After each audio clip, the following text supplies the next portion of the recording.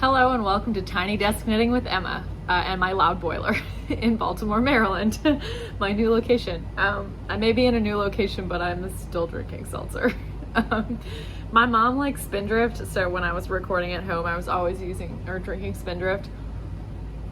But I like bubbly because it has a little more flavor than LaCroix, or as the girls I used to nanny called it, La Croix, because they go to French school. They'd be like, Miss Emma, you're pronouncing it like dumb person, stupid poo-poo head. That's like their best insult. I'm not really sure what's going on with this lighting, but I think this, so you can't see that very well, but you can see me because the light's like right over my head. And you can see this sweater that I'm going to be talking about, which I just finished. Oh well, except that's the back. So I'm going to talk about this sweater today. This is a Lopi sweater called Arni that I made for my friend's dad, who's turning 59 in a week. Although, yeah, it's a funny story. My friend's dad is from India, and his like legal birthday is a different day than the day he was born. And so he's legally over 59 and a half now. This is a thing because when you're 59 and a half, you can withdraw from your 401k, which some of you may know and some of you may not. My parents just learned this, and my dad is 60 and my mom is 59. She's not 59 and a half yet, but my dad was like, I didn't know I could withdraw from that without penalty. Anyway, so the reason is because my friend's dad has been talking about what he's gonna buy from his 401k money. Yeah, it's hilarious. Anyway, this is Arni. I should have grabbed this book. I might pause this at some point and go upstairs and grab it. The book is called Knitting with Icelandic Wool, and it's by Vidas Jónsdóttir. I think all the patterns are by her. She's kind of the most well-known current Lopi designer, like Icelandic designer of Lopi patterns. There are a few other Lopi designers who are contributing to the Estex Lopi publication, which is like, I don't know how often they come out, maybe twice a year, maybe once a year. I don't know.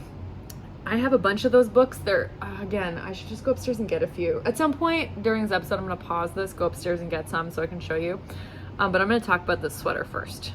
So the smaller books are like little spiral bound pattern books that have this long gallery of photos, and then at the back there's patterns, and there's like between 15 and 20 patterns in them. They're really good. Lots of great patterns. And so Knitting with Icelandic Wool is a bigger book. I got it a few years ago. I think I got it at Knitty City, which is in New York City. It's on the Upper West Side. If you're ever in New York City, you should go to Knitty City. The staff are really nice. I made friends with one of the women who works there, who's my age, and we're like, we message on Instagram and stuff now. Like every time I would go in there, this is before COVID, I would see her and we would have like a really fun chat and catch up. That place is great. They have such good yarn. Oh, I love it when the boiler turns off. They have great yarn, great resources, great staff, amazing selection of books. And I got that book there some years ago. And it's basically a collection of Vidas Jónsdóttir's patterns. There's like 50 patterns in it. It's a really good resource. And it's like great patterns, like patterns that you'll have seen and be like, oh, I love that pattern, but they're like $6 individually on Ravelry. And so you get a big collection of them. And there's patterns for Alafos Lopi, which is the bulky weight. I've never knit with that, mostly just because I don't like to wear thicker sweaters, because I like to be able to fit something under a coat.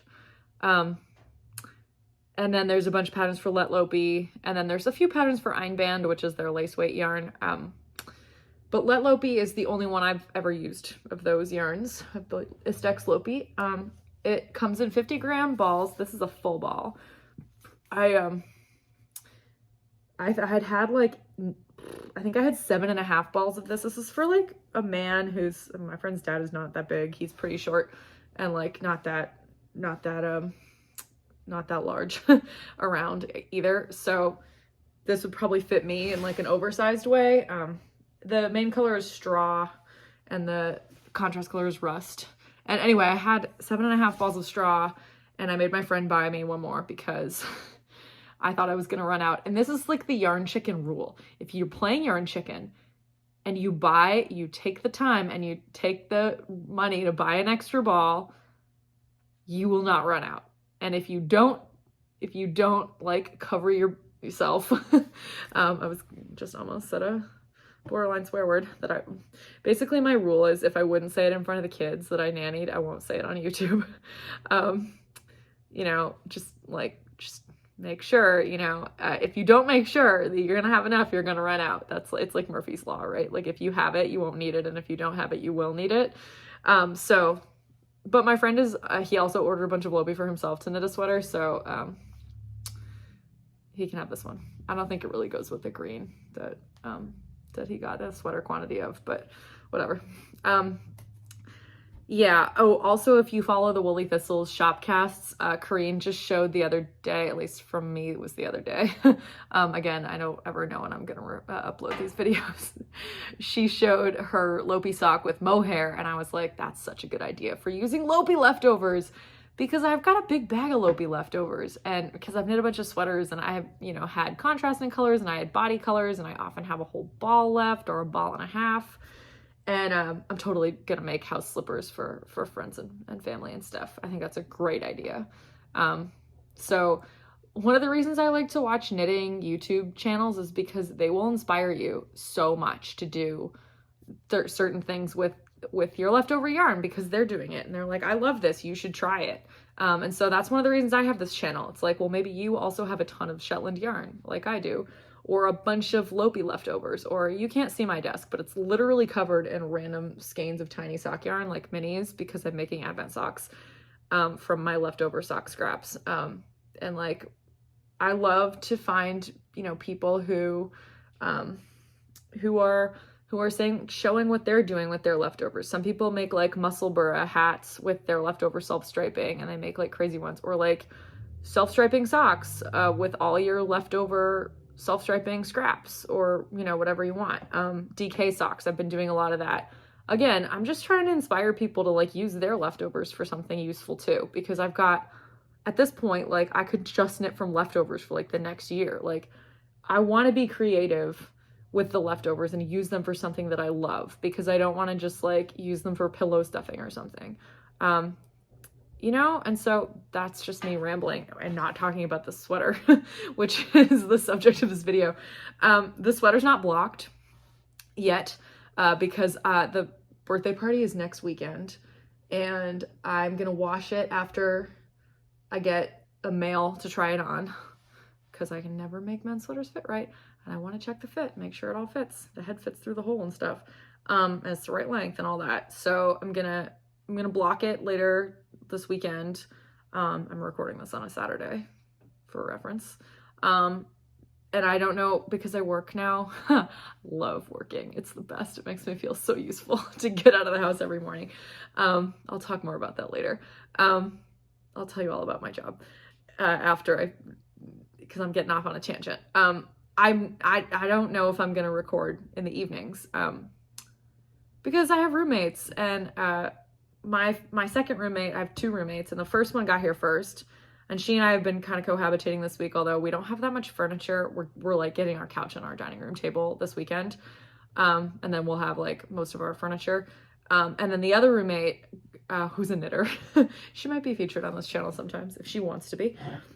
She got here today, and I wasn't sure if she was going to stay for the month of December or go back to her parents' house, because she doesn't have to be in her office until January, but she said she was going to stay, and I'm so happy. So I'm going to be busy at night. I'm going to be having dinner with my roommates and like doing stuff. So I'm getting the recording out of the way before blocking. Maybe I'll like do the snap and then put the sweater on and get those Lopi books. I'm just gonna like talk about a few more things before I forget about them.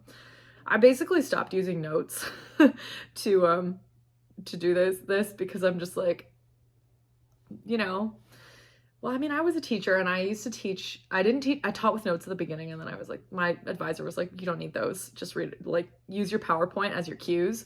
And so I feel like that about knitting too. Like when I first started my channel, I made really extensive notes and made sure I was going to cover everything. And now sometimes I like jot stuff down in a notebook and keep it open to make sure I cover all the topics and don't get totally off topic, but now I'm like, you know what? I like this to be natural. I like it to be chatty. I don't want it to be formal, that kind of thing. So, which is sort of how I thought of my class as well. Although there are fewer memes in this series because I don't know how to edit. I guess I could do that, but my PowerPoints were so full of memes. I can't, I've said this before on my channel, but that is a great teaching tool, memes. Your students will understand the material a lot better and they will laugh, and humor gets the mind so much more primed for learning. There's actual scientific research about that. I'm not just being ridiculous. I mean, I was being ridiculous, but also my students were extremely engaged and they learned a lot. Okay, I decided to just stop recording and put this on. I think this will fit my friend's dad. It's a little bit big on me, which I think is the right size. I added some short rows to this.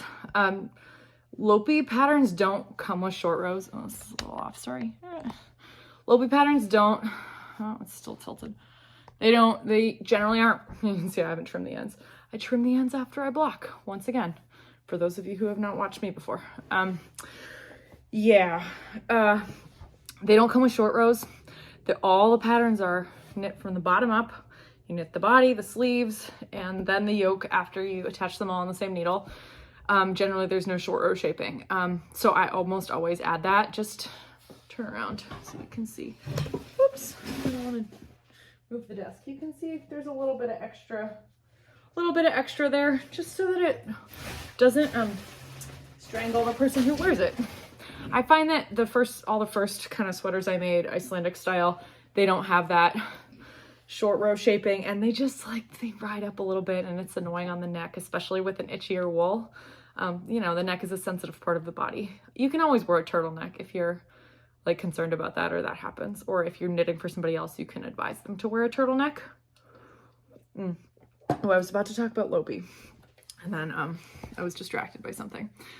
Lopi is made by Istex in Iceland. You can get it a lot in the United States, a lot of places. You can get it overseas in a lot of places. Sometimes I order it from Iceland. Sometimes they have deals where it's free DHL shipping if you get over 150 euros worth of Lopi. Like the last time I bought Lopi, that's what I did. I got 5 or something sweaters worth of yarn plus a bunch of random other colors to make my afmeli. Is that in here? I don't want to make a lot of noise with this bag. Oh, I don't know if it's in here. Might be over there. I don't want to make too much noise because my bags, I have crinkly vacuum seal bags where my sweaters are. Oh, it's up here. Look at that. Yeah, so this one, which I've shown many times, I had some of these colors, I had the blue and blues and this green, and I think I had the brick red, which I used here, but I didn't have the yellow or the orange or the light green. So I had to order those too. So yeah, I managed to do it. And it's funny, this sand color was you know, I needed to order 8 more balls or whatever to get over the limit. And again, free DHL shipping that is $35 or $50 depending on where you get it. So that's a good deal. And it's I don't know, €250 to buy a ball of this, whereas it's $6 if you buy it here because of the import taxes. So sometimes I do that if they have a deal, but you can get this often at your LYS. Although it's funny because in Vermont, the 2 yarn stores near Burlington, which is where I'm from, Must Love Yarn in Shelburne, which sells my yarn that I dye, and also Northeast Fiber Arts in Williston, they both have Let Lopi. But none of the stores around here in Baltimore have it. And I wonder if that's just because in Vermont it's really cold and people want to knit sweaters with Lopi. I don't know. It's probably the preference of the yarn store owners and that kind of thing. But yeah, you can order it online. The Woolly Thistle has it. Especially if you watch the Woolly Thistle, you'll know that they're having Lopi's having supply chain issues. So you may have to shop around at a few online retailers to find a color you want. So my friend, I asked him to order 1 more ball of this for me, so that I could, just in case I needed it. Of course I didn't, as I said, but he found this one at Modern Daily Knitting, which is an online retailer out of like Tennessee. This color is straw. And I think it's hardest to find neutrals because, again, people want neutrals for like, you know, the body of a sweater. So note that, you know, keep that in mind. If you can't find it, again, it's frustrating, but supply chain issues are a thing. I got this yarn before COVID. Like, that's how long ago I got that box of Lopi. And this was the, I don't know, 5th or something and final sweater I made with it. Okay, so I found the book. This is a nice hefty book. It was $29.99 at Nitty City in, I think, 2018 when I got it. I've made this one on the cover. That was my very first colorwork yoke sweater. I made it in a dark blue with like white and like brick red and dark blue and light blue. I made it for my friend Molly, who's one of my oldest friends. Love Molly. We're still really, really close. And I find it really nice. Molly and I didn't go to the same school except for preschool, which is where we met.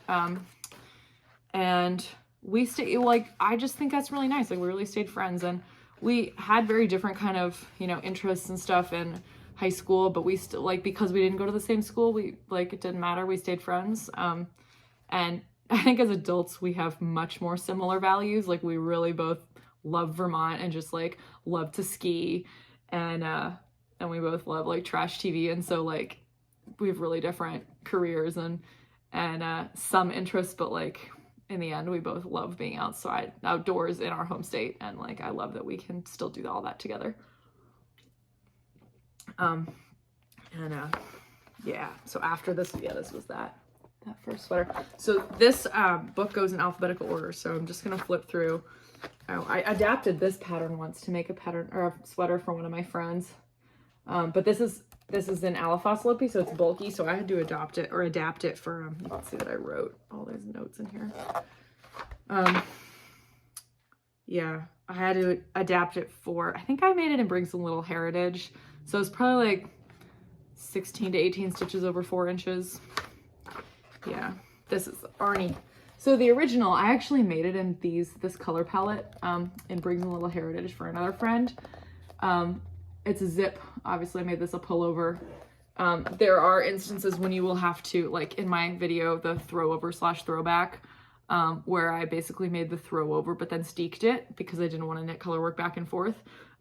This is the opposite issue. Like it's a pattern written with a steek and you're just putting it, like making it into a pullover. That's quite a bit easier than going the other way around. But yeah, I did love the, you can see the gradient there.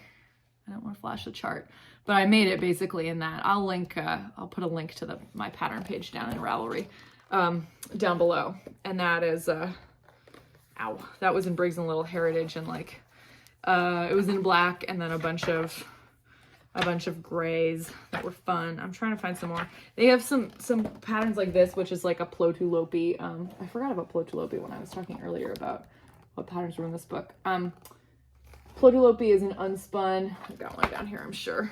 It's like an unspun kind of thing. Here's one. It comes in a plate. You probably didn't just hear any of that because I was talking to the wall. It comes in a plate and it's very, it's basically, you can kind of see, you can really work this into a lot of gauges, but you don't want to be pulling it super tight because it breaks really easily. Let Lopi is also really lightly spun. Here's the rust. It's basically a single ply yarn. It's just like twisted. This is a much higher twist and it's much stronger than Plotu Lopi. But yeah, they're both, this is showing up really bright on the camera because of the light.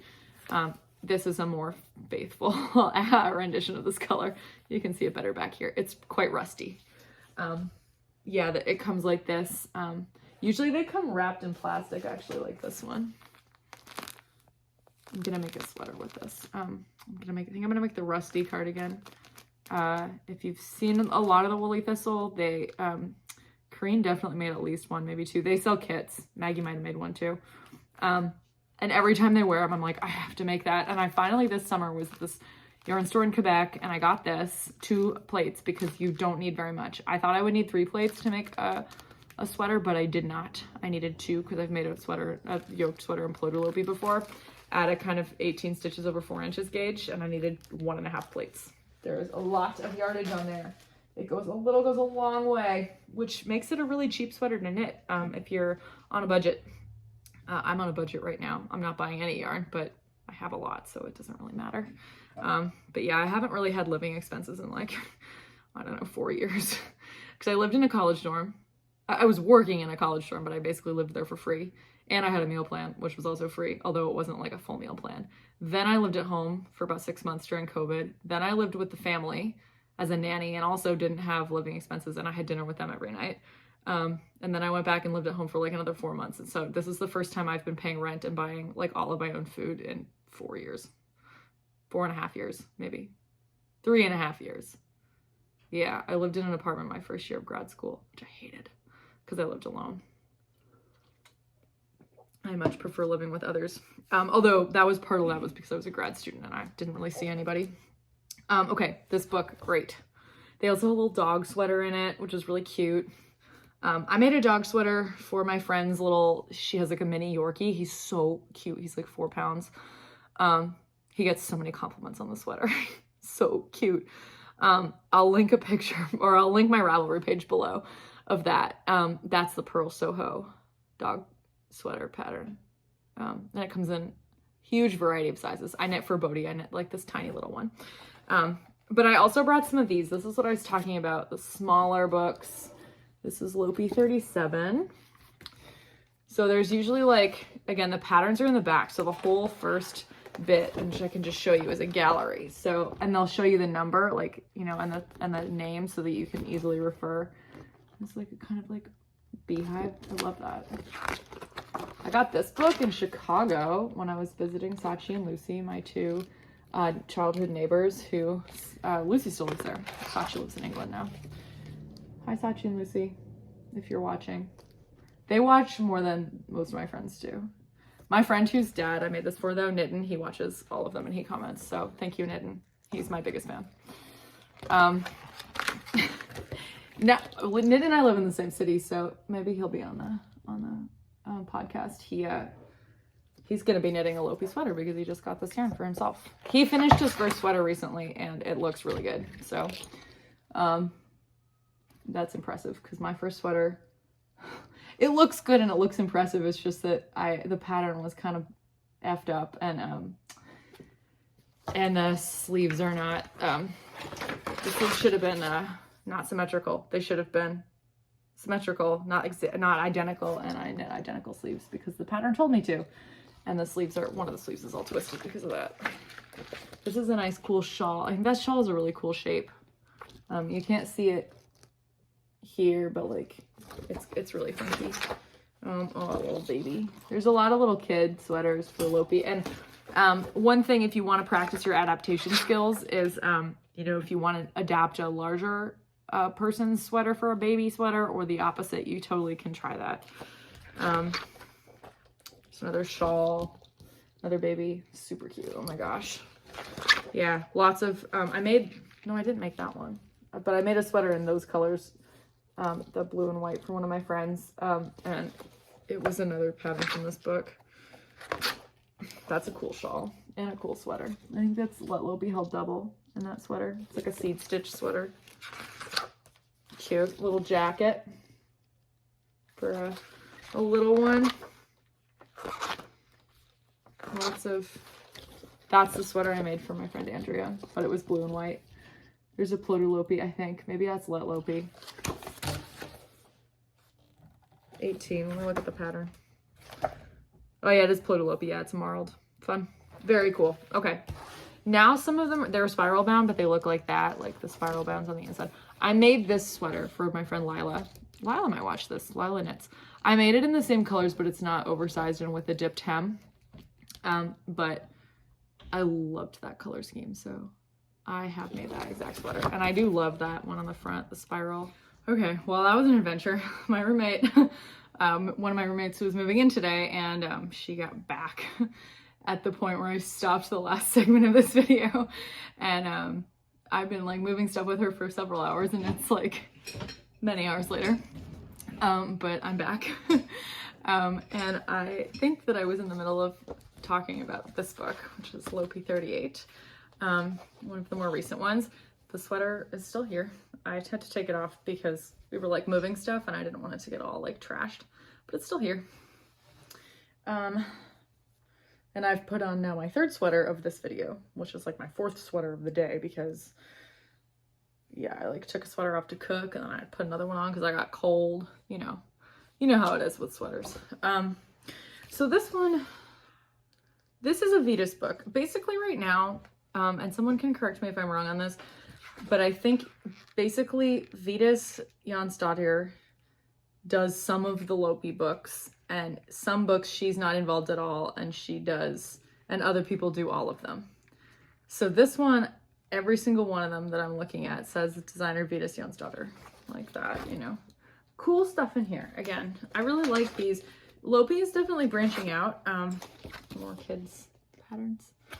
So like there's a lot of more creative stuff. This is the sweater that I made for my friend Lila, but in a different color palette, which I love. That's really fun. I probably have a bunch of these colors actually. I should use leftovers and knit something like that. It's really fun. Love some of these. Yeah, I knit mine again in the turquoise one from the back. There's some mittens. Super fun. So these you can get various places. Sometimes your local yarn store will have a variety of the Lopi publications. Usually you can find like an online place. It might be overseas, but usually you can find somewhere online that has like a bunch. Like they have a lot of them and you can just get. That's what I did like when I wanted to fill in my collection, because I had like 4 or 5, but I wanted like more of them because there were certain ones that had patterns that I liked. I just ordered like 5 of them from England somewhere, and you know, it took a while for them to show up, but now I have a bunch. My collection is more or less complete. Again, this is like 38, like 1 through like 25 is all like Alafas Lopi books. I have one of them, but again, it's for like bulky weight yarn, so I'd have to do some adapting to get it to be, you know, appropriate for a sweater that I was gonna knit. So yeah, that's kind of that. Lopi is interesting. So if you don't know, if you've never heard about like the way that a Lopi is special. So Icelandic sheep, Lopi is generally refers to fleece from an Icelandic sheep or wool spun from an Icelandic sheep's fleece. They have an outer coat, which is pretty durable, like pretty protective, sort of scratchy, you know, not great for wearing next to skin. But then the fleece also has an inner coat that's very soft. And actually when you get this, they've spun those 2 coats together. So it's kind of like both soft and scratchy. It's hard to describe. A lot of people like to wear Lopi not next to their skin. So like they'll have a long sleeve shirt or a turtleneck on underneath it. And I would recommend that. But because of the 2 coats, number one, the garments are very shiny and they're almost like waterproof, especially if you knit them at a pretty tight gauge.